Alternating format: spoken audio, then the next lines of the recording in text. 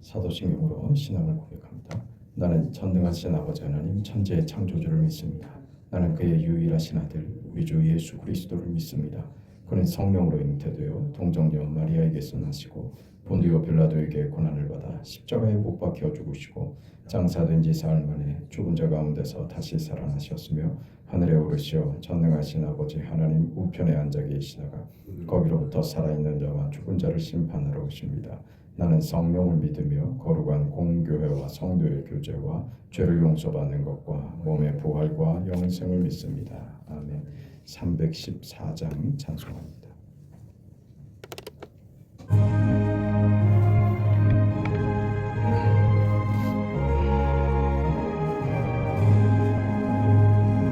내 구주 예수를 더욱 사랑 엎드려 비는 날 들으소서. 내 진정 소리 내 구주 예수를 더욱 사랑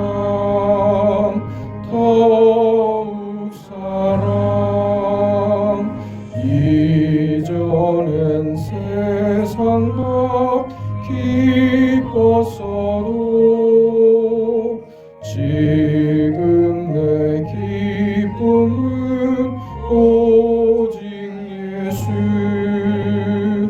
다만 내비는 말 내 구주 예수를 더욱 사랑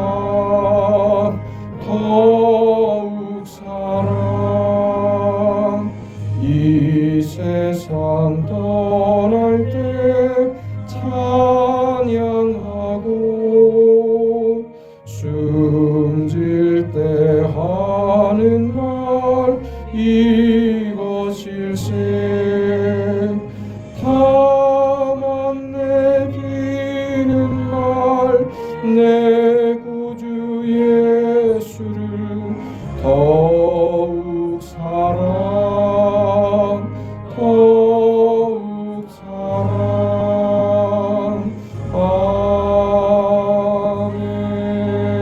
아멘.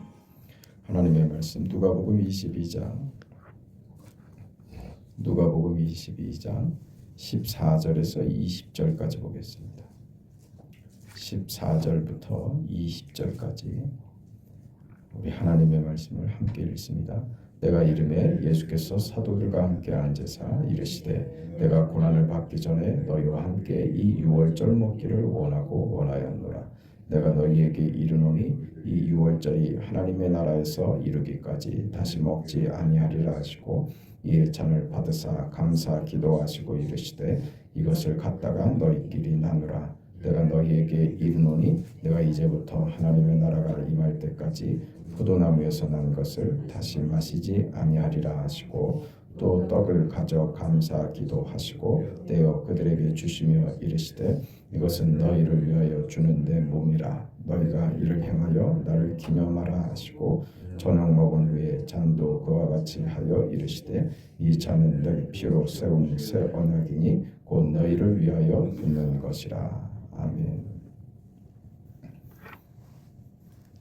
예수님께서 잡히시던 그 유월절, 마지막 유월절이죠. 그 유월절을 제자들과 함께 보내기를 유월절에 함께 먹기를 원하고 원하였다 그랬습니다. 이 유월절에 이 하나님의 언약이 지금 예수께서 십자가에 죽으시고 부활하심으로써 새 언약으로 성취된다 그랬습니다.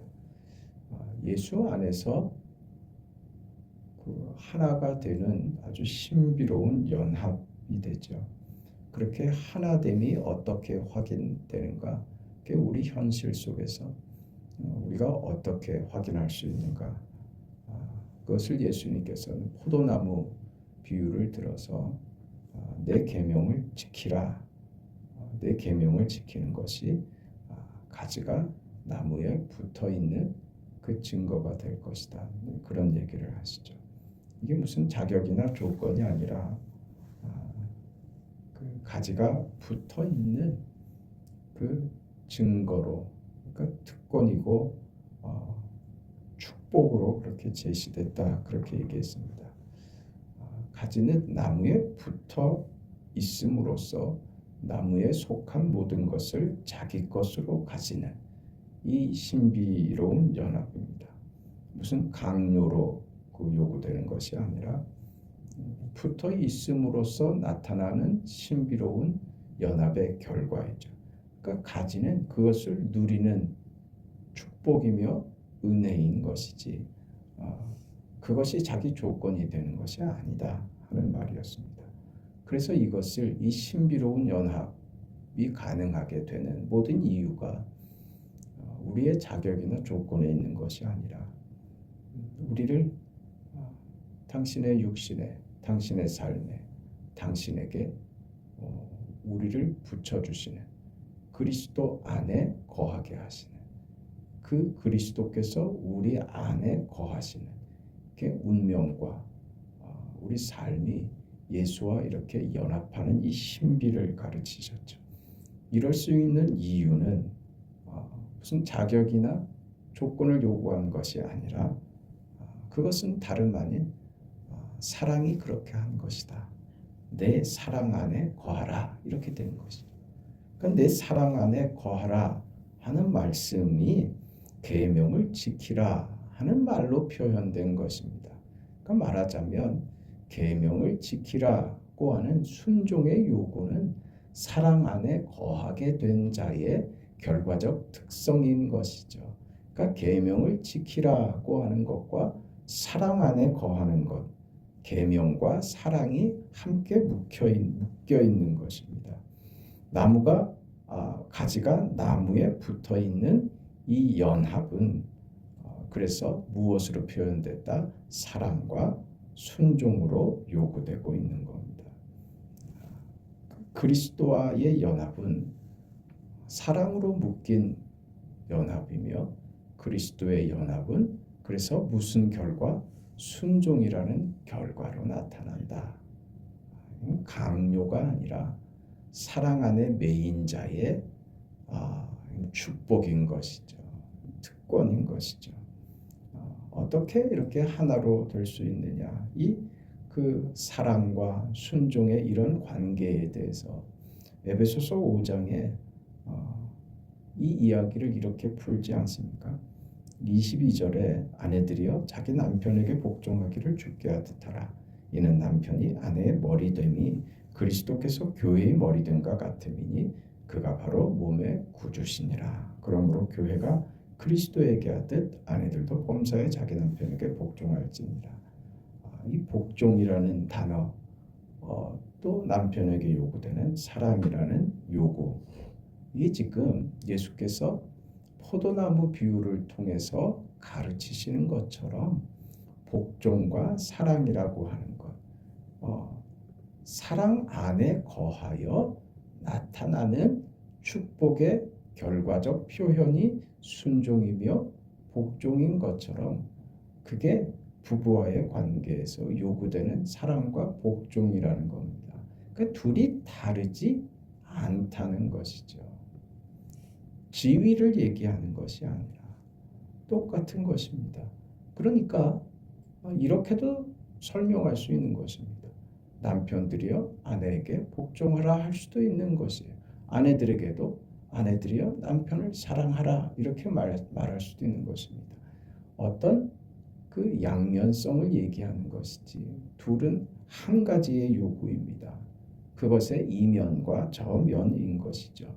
역할에 대한 그 다름 때문에 나타나는 표현의 다름이지 둘이 다르지 않습니다. 계명을 지키라, 사랑하라 이것이 하나인 것처럼 그 부부와의 관계에서 요구하는 사랑과 복종의 그 의미도 그와 같다 하는 것이죠. 사랑할 때는 기꺼이 상대방의 종이 되려고 합니다. 상대방이 필요한 것을 상대방이 나에게 시켜주기를 말하죠. 너는 이 녀석아, 엄마가 있는데 왜 옆집 아줌마한테 그것을 부탁해? 그렇죠. 사랑하는 자의 특권입니다. 도움이 되고 싶고 필요가 되고 싶은 것이 사랑하는 자입니다. 내가 상대방에게 가치가 되고 도움이 되고 기쁨이 되고 싶은 것이죠. 그래서 그 관계는 군림하는 것이 아니라 기꺼이 종이 되려고 하는 것이죠. 그래서 사랑하면 자꾸 선물을 하고 그 선물을 통해서 환심을 얻으려고 하는 것이 아니라 받아들여지는 것으로 그게 기쁨이 되고 영광이 되죠. 받아주면 상대방에게 내가 받아들여지는 것이 되죠. 영접되는 것이죠. 안 받아주면 거절하는 관계가 되는 겁니다. 그러니 내 선물을 받아주면 나를 받아주는 것이 되니 그게 영광이 된다 그 말입니다. 이건 가치의 문제가 아니라 이 관계에서의 문제입니다. 하나님께 드리는 우리의 연보가 그렇습니다. 헌금이라고 하는 것은 예배의 한 행위죠. 우리가 진심을 담아서 하나님께 드릴 때 하나님께서 받아주시는 것이 헌금을 드리는 우리에게 있어서 영광이 되는 것이죠. 사랑하는 사이에 진심을 주고받는다는 것은 굉장히 중요한 행위입니다. 그러니 우리가 우리 신앙 행위에 대해서 성경이 우리에게 요구하는 것들에 대해서 깊이 생각해 볼 필요가 있는 겁니다. 아내들이 남편에게 복종하는 것은 그것이 아내의 영광이기 때문입니다. 그러니까 교회가 그리스도에게 하듯 우리가 예수를 믿는다는 것은 그 자체가 축복이고 자랑인 것과 같습니다. 나는 왜 이 역할을 해야지 돼? 그 역할의 영광을 모르는 사람들이 하는 푸념인 겁니다. 그 억울하지 않습니다. 자식을 위해서 밤잠을 안 자고 새벽잠을 아끼는 것이 그게 푸념이 되지 않습니다. 그게 억울하지 않습니다. 사랑하는 관계는 그런 겁니다. 그렇지 않습니까? 우리가 하나님 앞에서의 관계, 이 요구라는 것이에요. 우리에게 무슨 자격으로 그런 것을 요구하시는 것이 아니라 고행을 통해서 무슨 깊은 깨달음의 경지에 도달하는 그런 얘기하는 것 아닙니다. 수고와 고난과 어려움을 통과하여 드디어 신비를 깨닫는 그런 것 아닙니다. 우리는 받았기 때문에 그 이해로 그 깊은 신앙의 경지로 가는 것이지, 알게 되었기 때문에 그렇게 하는 것이지, 알기 위해서 받기 위해서 노력과 수고를 하는 신앙 아닙니다. 하나님이 주셨죠. 그 관계의 신비를 깨닫게 됐죠. 예수 안에서 그리스도와 연합된 이 신비를 깨닫게 됐죠. 그 안에서 자유하게 되었으며 자유한 그 마음의 진심으로 하나님께 순종하며 복종하며 그 하나님께 무엇이든 할 수 있는 존재가 된 것이죠. 무엇이든 할 수 있는 것, 그 내가 하는 그 어떤 몸짓도 하나님이 받아주신다는 사실이 우리에게 영광이며 복이 되는 것이죠. 나 같은 자를 받아주시고 나를 상대해 주시고 나를 향해서 웃어주시고 손 내밀어 주신다는 사실이 기가 막힌 것이죠. 이 관계 속으로 부르신 것입니다. 이 언약, 이걸 새 언약이다. 어떻게? 예수 안에서 예수의 십자가의 죽음과 부활로 우리를 그 새 언약의 관계 속으로 붙들어 매시겠다. 하나님의 의지요, 하나님의 구원의 계획인 것입니다. 그렇게 부르신 것이죠.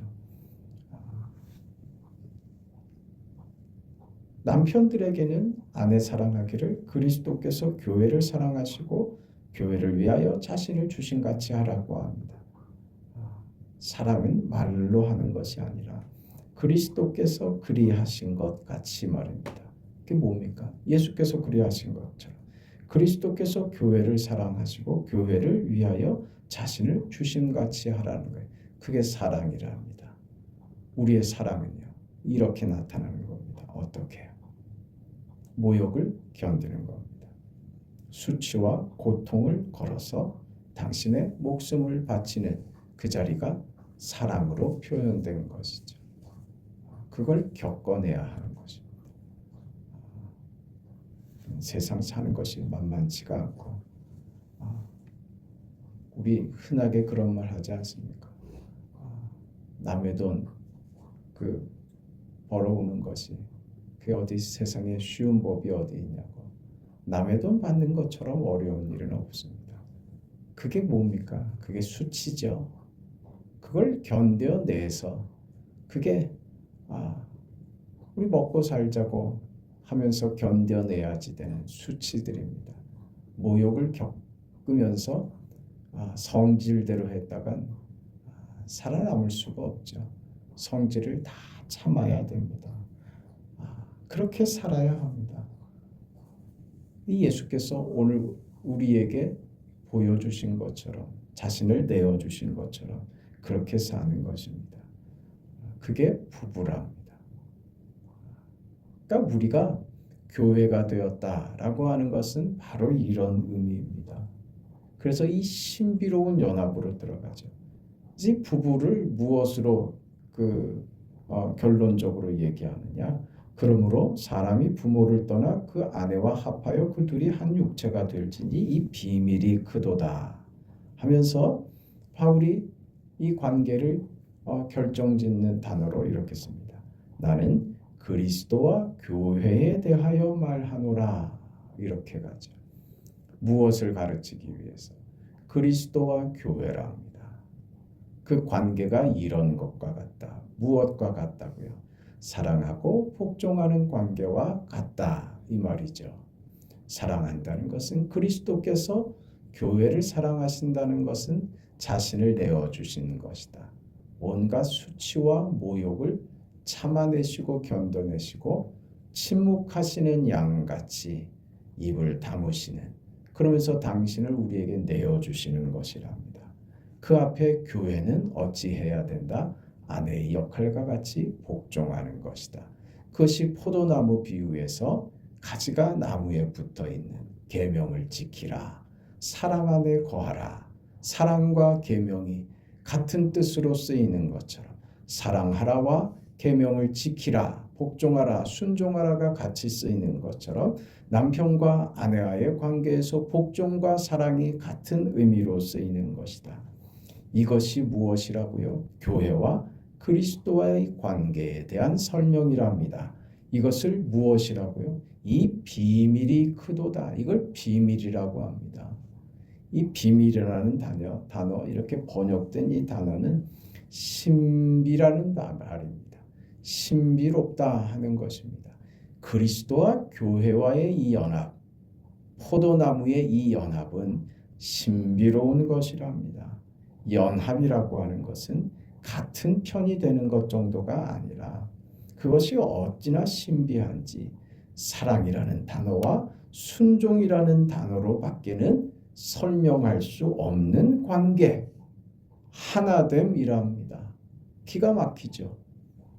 순종은, 복종은 낮은 자의 지위에 있는 것 같고 사랑은 베푸는 자의 지위에 있는 것 같은데 이게 하나랍니다. 이게 연합을 이룬답니다. 그것이 신비롭다는 것이죠. 이성적인 그런 이해의 그 관계가 아닌 것이죠. 그걸 그 교회와 그리스도의 관계로 그렇게 설명하는 것입니다. 예수 믿는 자들에 대해서 성경이 여러 가지 그 말로 그 표현을 하는데 그 중에 하나가 성도라고 합니다. 성도의 성자는 거룩할 성인데 이건 윤리적으로 도덕적으로 거룩하다 하는 것이 아니라 이 성도의 성자는 구별됐다고 하는 것입니다. 구별됐다. 세상으로부터 분리하여 냈다. 그걸 성도라고 합니다. 또 신자라고 얘기할 때는 그 성도된 자의 그 믿음의 특성을 부각해서 신자, 믿는 자 이렇게 이야기를 하죠. 또 중요한 표현은 성도를 교회라고 말합니다. 교회라고 하는 말은 참 신비로운 겁니다. 성도를 오늘 우리를 교회라는 이름으로 그렇게 부르는 것은 우리의 운명과 실존이 예수와 함께 묶여 있다 하는 얘기입니다. 그때 교회라고 얘기하는 것입니다. 나의 운명과 나의 존재가 예수와 묶여서 자신을 어떻게 이해해요? 나를 예수로 이해하는 겁니다. 내가 예수가 되는 것이죠. 예수께서 내 안에, 내가 예수 안에 그렇게 묶여 있는 것입니다. 교회는 그의 몸이니 만물 안에서 만물을 충만케 하시는 자의 충만이니라. 오늘 나는 교회가 된 겁니다. 그리스도로 충만케 된 그의 몸이 된 겁니다. 우리는 교회된 자로서 교회의 각 지체도 되지만 그리스도가 내 안에 거하여 내 자신이 성전되고 교회된 거룩한 자의 그 신비한 연합으로 우리를 부르셨다 그 말입니다. 그래서 우리를 충만케 하셨다. 예수께서 내 인생의 머리가 되시고 나는 몸이 되었다 하는 것이죠. 예수께서 머리가 되시고 내가 몸이 되고 예수는 나를 사랑하시고 나는 예수께 순종하고 이 모든 관계는 다 이건 지위적인 의미보다 분리될 수 없는 관계라는 것을 설명하려는 거예요. 분리되면 죽는다 이거죠. 분리할 수 없다. 이게 연합의 신비입니다.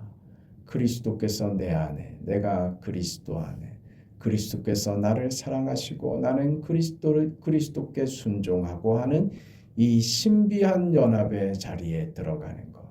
포도나무의 가지와 같이 나무 대신 예수께 내가 붙어져서 나무의 모든 양분과 모든 것을 내 것으로 담을 수 있는 신비한 연합이 되어 나무의 모든 열매를 가지에 다는 영광스러운 인생, 축복의 인생, 충만한 인생, 그것이 오늘 우리의 것이 되었다. 그게 성도다. 그게 신자다.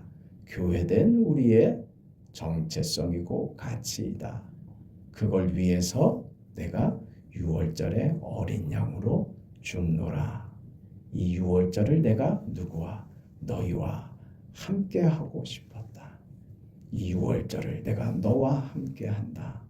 너와의 새 언약을 완성시키는 예수께서 나의 6월절 어린 양이 되어서 나를 대신하여 죽어주심으로 이 새 언약의 관계로 나를 초대하시는 겁니다. 연합의 신비, 사랑하며 복종하는 이 자리, 이것이 억지가 아니라 겨우 견뎌내는 삶으로가 아니라 이것이 너의 영광이란다. 너에게 허락된 특권이며 축복이란다. 인생 살아가는 오늘의 복됨을 같이 누리시는 복된 하루 되시기를 축복합니다. 자비하시고 고마우신 아버지 하나님, 신비한 연합 속에서 교회로 우리를 부르시니 감사합니다. 우리를 위하여 자기를 내어주신 그리스도 예수 앞에 오늘 우리가 우리의 생명을 드리고 우리의 전 인생을 바쳐 주님을 따르고 섬기고 순종하는 삶을 살기로 다짐하고 고백합니다. 우리의 생을 받으시고 오늘 하루를 받으시고 오늘 우리의 생애 가운데 그리스도로 충만한 생이 되도록 우리에게 함께하여 주시고 우리 인생에 하나님 주의 손길을 펼치시며 우리를 붙드시고 당신의 영광의 도구로 충만하게 사용하여 주옵소서. 병든 자를 고쳐주시고 아픈 자에게 하나님께서 위로하여 주시며 좋은 일기 가운데 사랑하는 성도들 안전하게 지켜주시옵소서. 새벽에 간구에 하나님 응답하옵소서. 예수님의 이름으로 기도합니다. 아멘. 하늘에 계신 우리 아버지여, 이름이 거룩히 여김을 받으시오며 나라가 임하시오며 뜻이 하늘에서 이루어진 것 같이 땅에서도 이루어지이다. 오늘 우리에게 일용할 양식을 주시옵고 우리가 우리에게 죄 지은 자를 사하여 준 것 같이 우리 죄를 사하여 주시옵고 우리를 시험에 들게 하지 마시옵고 다만 악에서 구하시옵소서. 나라와 권세와 영광이 아버지께 영원히 쌓옵나이다. 아멘.